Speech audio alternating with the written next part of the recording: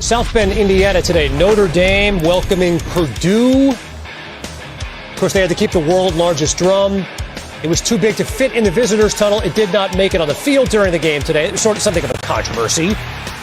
No controversy when they took the field. Jack Cohn, Avery Davis, 62 yards. But Purdue hung around thanks to Jack Plummer. Now, the passing attack really got a lot of things done, and that's not good for this Notre Dame defense. Fourth quarter, Kyron Williams. This was the big knockout blow. And this is the knockout puncher. Kyron Williams has been quiet up to this point of the season, but he will have to be one of their big superstars if they want to get to where they want to go. 27-13, the Fighting Irish win. Tulsa at Ohio State. Travion Henderson, 52 yards in what was a one-touchdown game. One touchdown game until there were about 3 minutes to go in the fourth quarter. And Henderson was about their only effective offense up until that point. Ran for over 240 yards. Here comes Tulsa again, though. Davis Brin, Josh Johnson. Trevor, again, it's a one-score game. One-score game, and this receiver's open because the secondary couldn't handle a bunch formation. Why not? This from an Ohio State team, again, that lost to Oregon a week ago. C.J. Stroud to Garrett Wilson late. They added a pick six late. This was way closer than a 21-point game. Buckeyes win.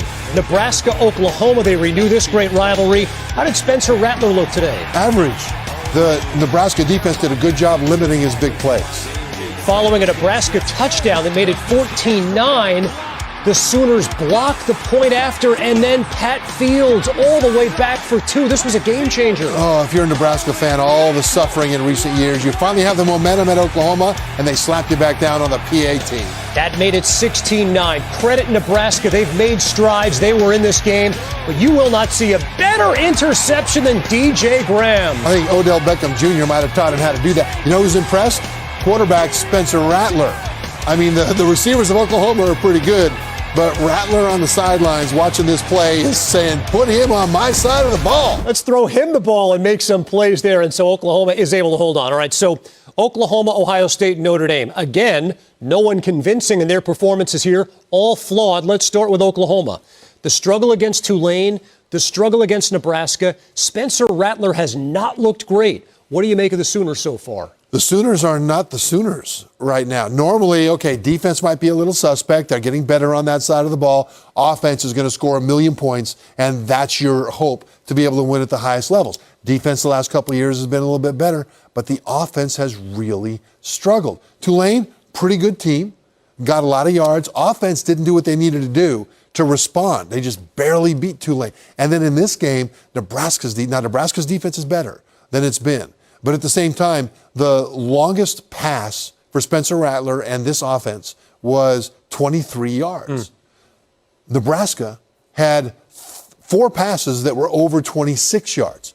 So Nebraska was the downfield passing team in this game, not Oklahoma. And so they've got to get that fixed. They've got to get the field stretched. Very un-Oklahoma-like, as is the case for Ohio State. Boy, I mean, they lost a week ago to Oregon, which is an acceptable loss, albeit at home. Nope.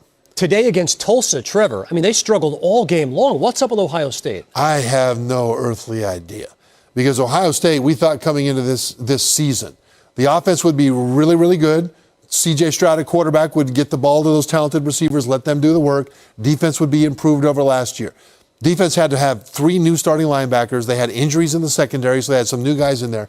And the defense became the grand marshal in the parade of mental errors over the course of this season, and they showed it again against Tulsa. But what's unexpected, Kevin, is that the Tulsa defense, for the entire game, for the most part, until there were 3 minutes to go, well and truly stuffed this Ohio State offense. But let me be more specific. The passing attack. The passing attack of Ohio State in this game went nowhere. At some point early in the third quarter, you and I were talking about how Ohio State shouldn't throw the ball against Tulsa anymore. Just hand it off every time to Henderson, right? Well, they were able to pull this thing out, but if you're the committee and you see Ohio State lost at home last week to an Oregon team that didn't have Kayvon Thibodeau or Justin Flo on defense, and they need to be dominant now for the rest of the season. Did they look dominant against Tulsa? Right. Tulsa lost their opener to UC Davis, an FCS school. No disrespect, but FCS. Then they lost to Oklahoma State. They were 0-2. And they were within 1 touchdown at Ohio State with 3 minutes to go. For most of the fourth quarter. And again, keep this game in mind. When we look at in December, and we're talking about Ohio State, this was not a 21-point game. I mean, this was a very close game, as Trevor is pointing out, against Tulsa. Anything but convincing. As for Notre Dame, I mean, Irish fans are going to say, look, we're 3-0. We won by 2 touchdowns today against a Big Ten team. But weeks 1 and 2, 3-point wins over Florida State and Toledo. How do we feel 3 weeks in about Notre Dame? You get a feel for college fan bases, right?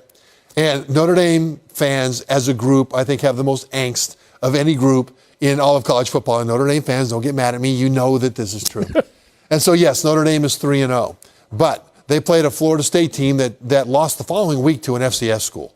And they had to go to overtime to do it. Then they're playing Toledo at home, a MAC school. Some people thought they're the best team in the MAC. Others thought one of the 2 or 3 best teams. Barely beat them at home. And now you've got Purdue, which is an upgrade in talent and ability, and Notre Dame really struggled for most of the game. So if you're a Notre Dame fan, you're thinking, yeah, we're 3-0, but how are we going to get to the playoff and then beat somebody at the highest level when we're barely getting by Florida State, Toledo, and Purdue? So you're not banging the drum for Notre Dame. And it's the defense that gives me the most problems, I think. Anybody? Yeah, I'm not banging the drum. Oh, I see what you did there. Oh, that let the drum right into the stadium next time. Come on. Yeah. No, but you look at Notre Dame, though, the part of the problem on offense is that their offensive line has got injuries. They had to replace a bunch of guys that went to the NFL. So the offense right now is a work in progress. The defense should be carrying the load for the team, and the defense is not doing real well right now. Again, so we're running through like the top 10 of college football. We're not blown away by anybody. Could Cincinnati blow us away, right? Undefeated coming into the game today at Indiana. It's a good Indiana team. They listen, the tough one in the opener against Iowa, but this is still a pretty good program. In fact, it's a Hoosiers team that was leading 21-17 after DJ Matthews Jr. took this in, and we're thinking, hey, let's buy stock in Indiana again. Problem is, Trevor, on the ensuing kickoff, Trey Turner's going to field this at the 1, and the next time he stops is when he's in the end zone. This had the feel of a heavyweight fight. Indiana punches Cincinnati in the mouth. Cincinnati on the ensuing kickoff punches Indiana in the mouth. This was a game where Cincinnati started slow, but boy, did they pick up the pace. They missed the extra point. Indiana kicked the field goal, so they're up by 1, but late Desmond Ridder, the touchdown pass, he would add a touchdown run, 38-24. The Bearcats win. Look, Ridder is going to be in the Heisman Trophy conversation. Cincinnati is in the playoff conversation as well. Ridder made big-time plays down the stretch of that game. He did. He made some terrific throws, deep throws down the field. He ran the ball successfully when he needed to, but it was mostly in the second half. The thing is, Indiana came out with their hair on fire. I think they were embarrassed by that loss to Indiana or to Iowa in the opener. And they came out wanting to show Cincinnati that Indiana's Big Ten and you're not. About to be Big 12, but Indiana wanted to take over. And they did in the first half. With just a few minutes to go in the second quarter, Cincinnati had negative 15 yards rushing. Let me say that again. Almost halftime. Cincinnati had negative rushing yards against Indiana.